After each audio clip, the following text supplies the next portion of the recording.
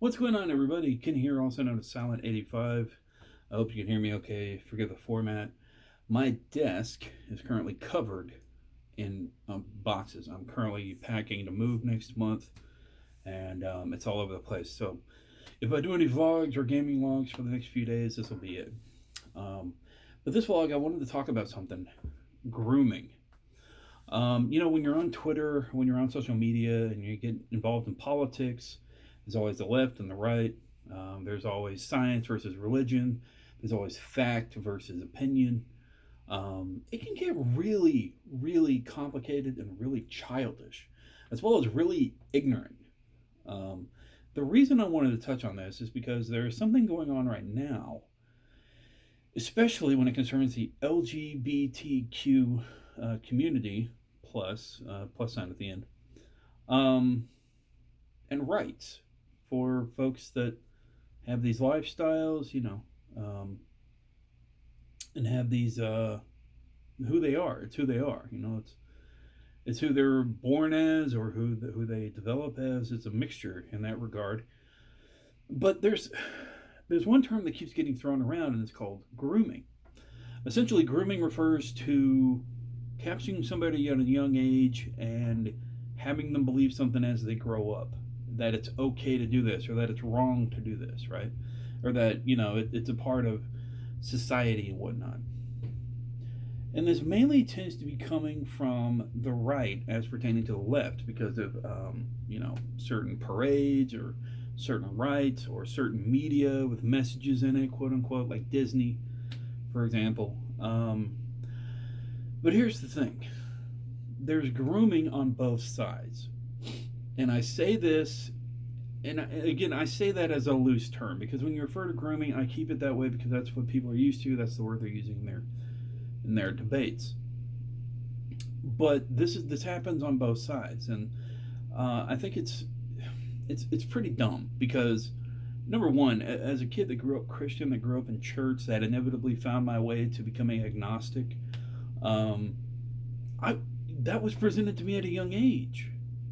You know, it's true that it was gradually like introduced like in a soft way, but at some point in my life, it was introduced in a hardcore way, which became a very dark area of my life and very abusive from the person that did it and all this and that. But if you introduce concepts to kids at a young age and you keep at that within their life to teach them moral code, to teach them what's right, what's wrong, and whatnot, it's the same thing. In that context, it may be right to you, but on the other side of it, there is something happening that's right to everybody else. So, this concept that it's purely exclusive to one side or the other is totally false. And when I see this or I hear this, it just sounds really ignorant to me. Um, because kids are introduced to stuff all the time, and eventually it should be up to them how they decide to live, what they decide to do with their life, who they want to be. And to say that there is influence from one side exclusively, look, society, however you live, there's always going to be some sort of influence. It's up to how you raise them, how kids are raised, the options are given, the survivability they're given, how to handle life or how not to handle life, whatnot. It's totally up to the parents or whoever raises the child. And in the end, that child will become an adult, and then it's on them. You got to look back, you got to reflect. How was I raised? Was it the right way? Will it help me fit into society? Are people going to get hurt? Is my mind closed or is my mind open? You know, it's just nuts. For me, in my opinion, um, I think that if you raise your child to remain closed minded and ignorant of the things around them, um, you are setting them up for destruction in some ways, rather socially, mentally, spiritually, whatnot. The problem I had coming up is that the way I'm mentally set up is that I rely on facts. I rely on things I can see around me. Now, with that said, I do have some spirituality about me because I do believe that we are part of something greater, which is the universe. We're part of the universe. We're the universe exploring itself and finding itself out where we can go if we're going to destroy ourselves or if we're going to excel at where we're at. Now, you can, of course, personify that outlook as just saying the universe is God and there's person always watching over us and they work in mysterious ways. And of course, you can have evil and good. But to me, there's always a balance. It's up to us. There's stuff that we can't influence that happens, but it's up to us to rely on ourselves because we have who we are. That is a constant in our lives. We are who we are. So count on yourself. The problem I had growing up is that if I'm taught to rely on a deity, then how does that fit in with the reality I'm living in? You know, faith is talked about and all this and that, which is fine for people that are set up like that, and it does give people hope. But for me, one of the things I had is when you have a crisis of faith, um, you have to constantly reassure yourself, and in essence, the way I saw it, and again, this is just my term, brainwash yourself. Double down on what you believe. But the problem is that you lose reliance on yourself to know that you can do this. You can do whatever you face within realistic terms, obviously. I'm not saying you can fly, you can lift cars.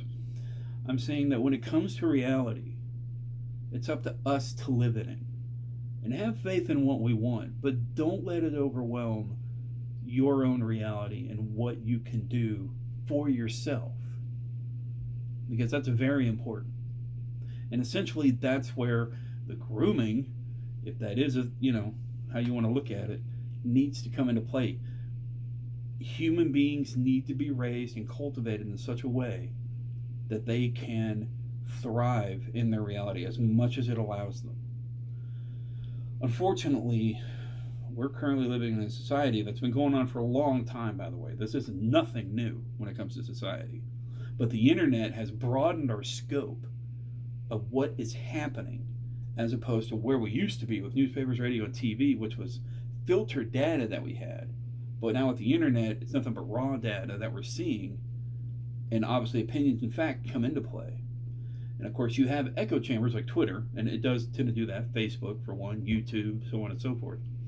It's up to us to dig deeper and see what is this all about. Critical thinking is very important, and that's another thing that needs to be introduced into a child's life. They should not be absence of critical thinking, because if they are, they're going to have a very rough time discovering who they truly are and who they want to be. Not who you want them to be, not who you think they should be, but who they really want to be. And as long as there's no hurt, as long as there's no danger coming from or towards them, what's so wrong with that? So I only made this video because this term grooming has really, it's become, again, exclusive to one side and not to the other.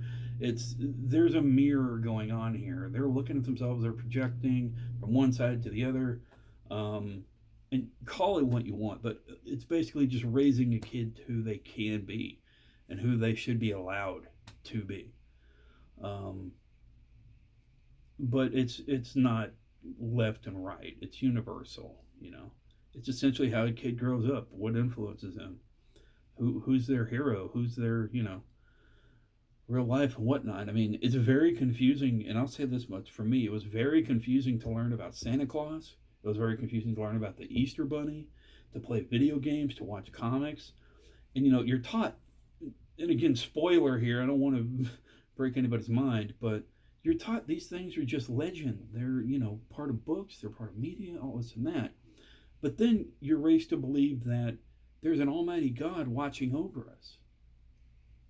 So where do you draw the line of having these other characters, but there's this other character that influences our lives and we'll burn for eternity if we do wrong and we die, or we can live like this other person who was introduced and make it into heaven? What's the line there? And the biggest thing is that it's really how people are raised, what they're introduced to as a child, and it sticks with you because it tends to be at the core. And that's something that I have always had a conflict with in myself. So that's why I've had to convert it into something more universal and more realistic for me. The concept of prayer, I've turned into a mantra. The concept of faith, I've turned towards humanity instead of an unknown deity that I have to rely on. I've turned it towards humanity and myself, having faith in myself and in my fellow human beings, which does constantly fall short of my expectations, but that's the human condition. And gatherings. I mean, you can have community without religious background to it. When it comes to you can't do it yourself, you can do it yourself, and find a support system that allows you to do it.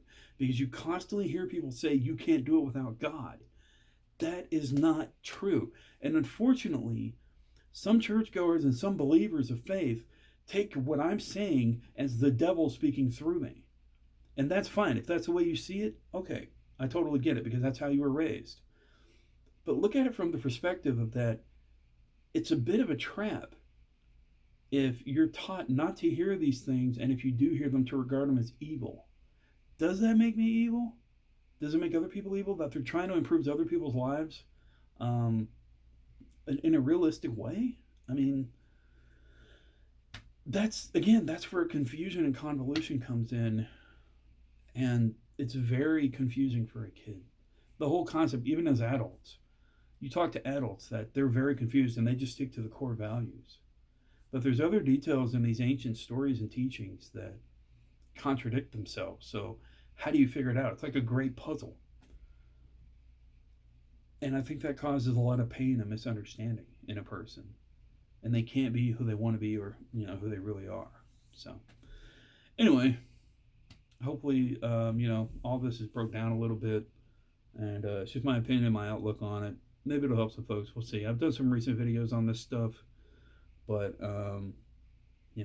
everything comes out in the wash at the end of our lives, and who we are, who we want to be. Live how you want. Help others. Be selfish. Whatever. Although honestly, in my opinion, it's good to have a little bit of a mix in there.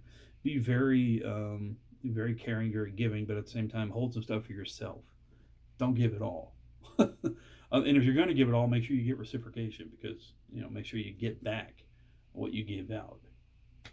That's important as well. So anyway, stay safe, stay sane. Remember, you're awesome. Never let the world tell you otherwise. And if you come across this grooming term, just realize that is a term that is a buzzword that people are using, but it's been happening since the dawn of the human race. We're put into tribes. We're taught this and that. Don't do this. Don't do that. Don't interact with these people because that's evil, so on and so forth. So actions, this and that. I'll see you next time. Remember, you're awesome. Never let the world tell you otherwise. I'll see you later. Peace.